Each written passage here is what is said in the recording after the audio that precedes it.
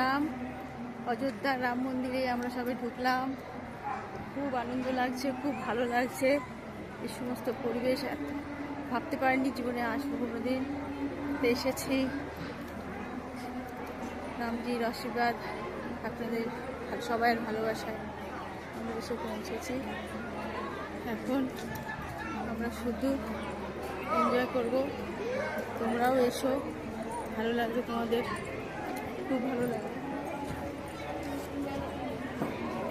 দাঁড়াও, এখন জুতোটা আমি একটু রাখি।